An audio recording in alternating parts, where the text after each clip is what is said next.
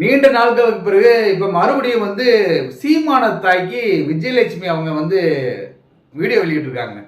பெங்களூர்ல இருந்தாலும் அவங்க அப்பப்போ வந்து சமூக வலைதளங்களில் வீடியோ அனுப்பிக்கிட்டே தான் இருப்பாங்க. இப்போ சமீபத்தில் கூட வந்து நான் 2 நாள் வந்து தற்கொலை பண்ணிக்கிற போகிறேன் அப்படின்னு சொல்லி வீடியோ போட்டாங்க. ஆனால் 1 மாதம் ஆச்சு. 1 மாதம் கழிச்சு மறுபடியும் வந்து நான் வந்து சீமான் வந்து என் வீட்டில் வந்து ஆட்டமாக ஆடினாரு. ஒரு வருஷத்துக்கு முதல் வந்து நீதான் என் பொண்டாட்டி அப்படின்னு சொல்லி கொஞ்சிக்கிட்டு ஆட்டாடினாரு. அதோடைய வீடியோ என்கிட்ட இருக்கு.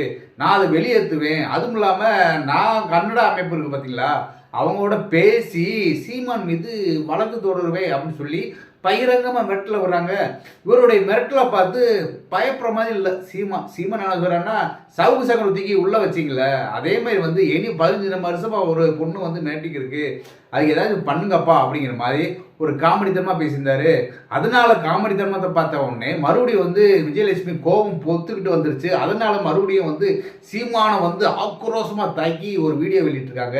அதை பற்றி தான் இன்னைக்கு நம்ம வீடியோவில் பார்க்க போகிறோம். நம்ம சேனல் முதல்ல நீங்கள் சப்ஸ்கிரைப் பண்ணுங்கள், அப்படியே பக்கத்தில் இருக்கிற பெல் பட்டனை ஆன் பண்ணுங்கள். அப்போ தான் நம்ம போகிற வீடியோக்கெல்லாம் உங்களுக்கு நோட்டிஃபிகேஷன் வரும். இப்போ நம்ம வீடியோ வந்து லைக் பண்ணுங்கள், உங்கள் நண்பர்கள் வந்து அவங்க ஷேர் பண்ணுங்கள், கீழே கமெண்ட் பாக்ஸ் இருக்குது, கமெண்ட் பாக்ஸில் கமெண்ட் பண்ணிடுங்க. இன்றைக்கி விஜயலட்சுமி உடைய ஒரு கொக்கரிப்பு அப்படின்னு சொல்லலாம், அதை என்னன்னு பார்த்துருவோம்.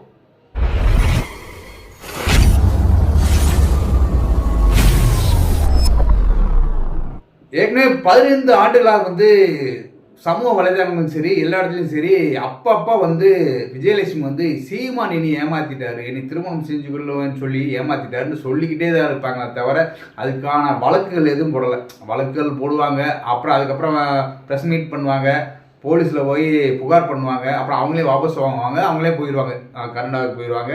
அங்கே வந்து பெங்களூரில் வந்து அவங்க செட்டில் ஆகிடுவாங்க. இப்போ சமீபத்தில் ஒரு ஒரு ஒரு மாதம் இருக்கும். அப்போ என்ன பண்ணாங்கன்னா, இது என்னுடைய கடைசி வீடியோ, இந்த வீடியோக்கு அப்புறம் வந்து நான் தற்கொலை பண்ணிக்கிறேன் அப்படின்னு சொன்னாங்க. எல்லோரும் பயந்துட்டாங்க, ஐயோ தற்கொலை பண்ண போகிறாங்களா அப்படின்ட்டு. சீமான் கூட பயந்துட்டாரா என்னன்னு தெரியல, ஏன்னா சீமானுக்கு தெரியும் இது வந்து மிரட்டல் அப்படின்ட்டு. அப்புறம் பார்த்தா 1 மாதம் ஆச்சு, அவங்க தற்கொலையே பண்ணலை. இப்போ வந்து மறுபடியும் ஒரு வீடியோ வெளியிட்டிருக்காங்க. எதுக்கு இந்த வீடியோ போட்டாங்க அப்படின்னா, சவுக்கு சங்கரை பற்றி சீமான் சொல்லியிருந்தாரு.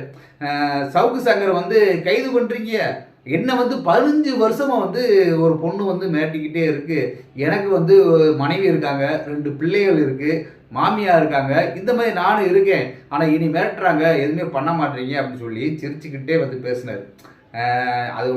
அதனால் வந்து இவங்களுக்கு விஜயலட்சுமி வந்து பயங்கர கோவம் வந்துருச்சு.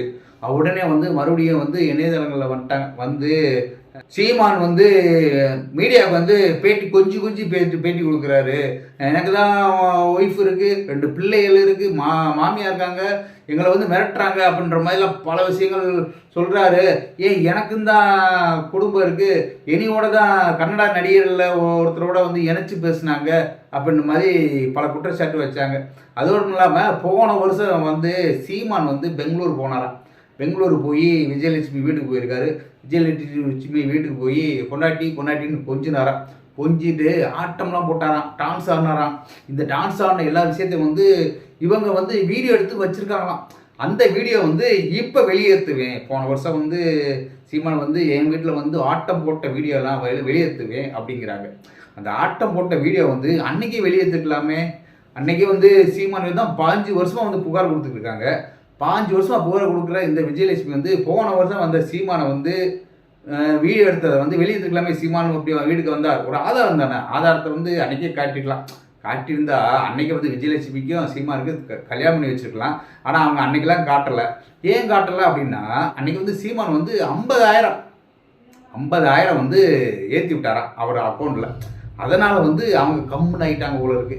இப்போ 1 வருஷம் ஆனவுடனே இன்றைக்கி வந்து அந்த வீடியோவை நான் வெளியேற்றுவேன் அப்படின்றாங்க. இதுவும் இல்லாமல் வெளியேற்றுவேன்றாங்க. கர்நாடகாவில் வந்து கன்னடா அமைப்புகள் நிறையா இருக்குது, கன்னடா அமைப்புகள் இருக்குது, கர்நாடகா அமைப்பு இருக்காங்க பார்த்தீங்களா, அவங்ககிட்ட போய் நான் புகார் பண்ணுவேன், இப்படி சீமான் ஏமாத்திட்டாரு, இனி வந்து 5 வருஷமாக அலக்கழிக்கிறாரு, இங்கிட்டு ஓட வராரு பண்ணுறாரு, ஏமாத்திட்டான்னு சொல்லி நான் போய் கன்னடா அமைப்பிட்ட புகார் கொடுப்பேன். புகார் கொடுத்தா அந்த அமைப்பு என்ன பண்ணும், ஒன்றும் பண்ணாது. அதே மாதிரி தான் இவங்க இப்போ சீமான்ட்ட வந்து மிரட்டுறாங்க, நான் கன்னடா அமைப்புகிட்ட வந்து புகார் கொடுப்பேன் அப்படின்ட்டு. அப்போ இன ரீதியாக இவங்க மிரட்டப்படுறாங்களா?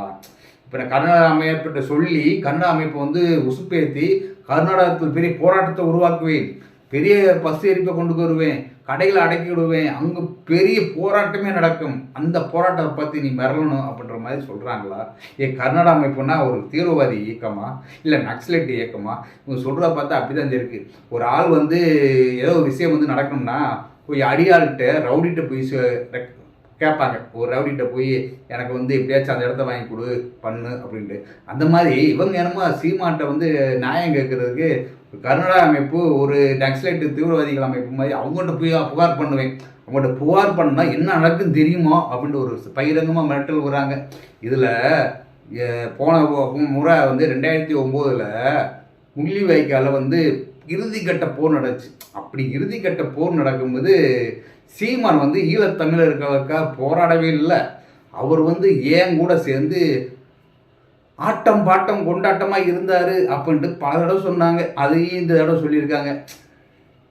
இவங்களும் வந்து கொக்கரிச்சிக்கிட்டே தான் இருக்காங்க, ஒன்றுமே நடக்க மாட்டுது. சரி, இவங்க சொல்லிக்கிட்டு தானே இருக்காங்க. இப்போ சீமான் இப்படி பண்ணிட்டாரு, சீமானை ஏமாத்திட்டாரு, என்னோட எவிடன்ஸ் இருக்குது, அது இருக்குது, இது இருக்குன்னு சொல்லிக்கிட்டு தான் இருக்காங்க. ஆனால் வந்து இன்னைக்கு சவுக்கு சங்கர் வந்து திமுகவை அதிகமாக விமர்சனம் பண்ணார் அப்படிங்கிற ஒரு காரணத்தினால, அதே போலீஸ்காரங்களை வந்து அவமரியாதை பண்ணிட்டானுங்கன்னு பல காரணத்தினால அவர் தூக்கி உள்ளே வச்சுருக்காங்க. அதேமாரி தான் வந்து இவங்களை வந்து சீமான் பண்ணது பல குற்றச்சாட்டுகள் வைக்கிறாங்க.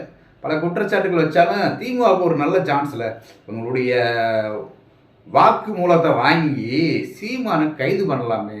ஒரு ஏது வந்து பெண் வழக்கு தான், பெண் என்றால் உங்களுக்கு வந்து இலக்காரமா, இப்படி வந்து ஏமாற்றலாமா அப்படின்னு சொல்லி வழக்குகள் போடலாமே. ஏன் அவங்க வந்து வழக்குகள் போட மாட்டாங்க?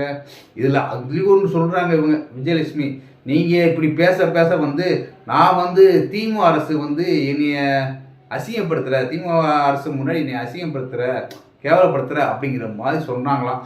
அதனால் இவங்க வந்து இந்த வழக்குகள் போடாமல் இருக்கிற மாதிரி சொல்கிறாங்க. ஆனால் இப்போ வந்து நான் வீடியோ வெளியிடுவேன்னு வெளியிடுற மாதிரி சொல்லி அவங்க மிரட்டல் விடுறாங்க அப்படின்னு சொல்லலாம். இவங்க வீடியோ தான் வெளியிடுறாங்க, மற்றபடி அவங்கள்ட்ட வந்து எதுவுமே கிடையாது.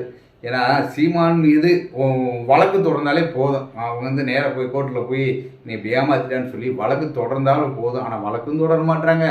தமிழக அரசு இப்படி ஒரு 15 வருஷமாக ஒரு பெண் வந்து கதறிக்கிட்டே இருக்குது. அப்பப்போ வந்து நம்ம வீரலட்சுமி மாதிரி ஆளை கூட்டுக்கு வந்து மீடியா முன்னாடி கதற, அப்போயாச்சும் சீமான் மீது வழக்கு போடுவாங்கன்னா அவங்களும் வழக்கு போட மாட்டாங்க. அப்போ இது எதை நோக்கி போகுது அப்படின்னா, இவங்களும் மனநலம் பாதிக்கப்பட்டவங்களா அப்படின்னு ஒரு கேள்வி வருது.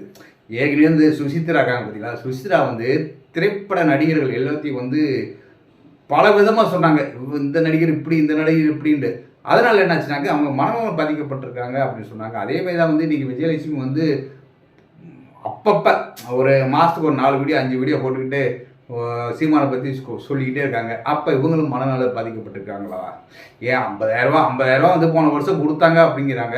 50,000 கொடுத்தனால வந்து கம்முண்டு ஆகிட்டாங்களா? இப்போ அடுத்து மறுபடியும் ஒரு 50,000 கொடுத்தா இன்னும் ஒரு வருஷத்துக்கு கம்முண்டு இருப்பாங்களா பேசாமல் அப்படிங்கிறது தெரியல. இருந்தாலும் அவங்க வந்து பேசுகிற ஒவ்வொன்றும் வந்து நகைச்சுவையாகவே இருக்குது அப்படின்னு சொல்லலாம். இப்போ எல்லா பேத்துக்கும் வந்து விஜயலட்சுமி வீடியோ வருது அப்படின்றாலே அப்படியா அப்படி சிரிச்சுக்கிட்டே ஒரு காமெடிக்காக அந்த வீடியோ பார்க்குற ரேஞ்சில் ஒரு காமெடி பீஸ் மாதிரி விஜயலட்சுமி போய்க்கிருக்காங்க.